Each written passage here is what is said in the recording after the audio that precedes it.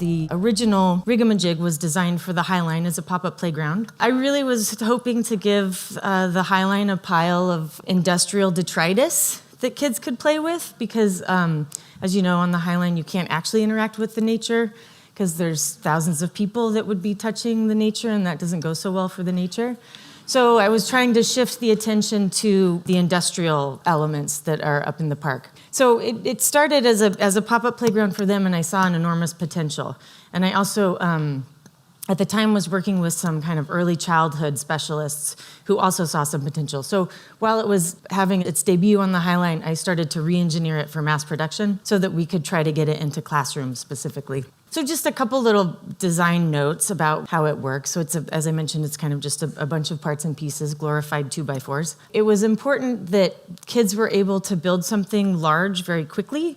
So I didn't want there to be any tools involved. So I took the wing off of the nut and I put it on the bolt, and the bolts are really large and clunky so that kids can do the connections with their hands and build large things quickly. And we often are asked for instructions, not by children. I don't think I've ever had a child ask me for instructions. However, children tend to travel with adults, so the adults want instructions. We started giving prompts. So, for example, this came out of, and they were playing, and their parents were pretty involved in when they were making this. This is on the Highline. You know, I'd said, build a way to make a bucket. And so they set about to build a way to make a bucket. And I could tell the father was kind of like, it's a crane, but he stayed out of it enough to not mess it up too much.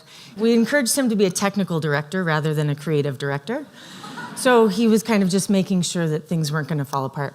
So in the end, they did lift the bucket. And what we realized is that it is in fact kind of a crane, but because they figured out how to make it themselves, they invented a crane rather than just kind of following a set of instructions and knowing that they knew how to make a crane now that they have figured out, in fact, and invented a crane, right? And then these two, they played together for quite some time. And this was one of the moments in particular because this is when I'm able to see what my intentions in the designs are working. So they were playing together for a while. The parents were not involved at all, but they just were, and this is brother and sister, and they're building. And then in the end, I asked them, so can you tell me about what you've done? And she started describing that it was an elephant with wings and the fairy and something about how its feet worked and maybe it dropped its shoe or something.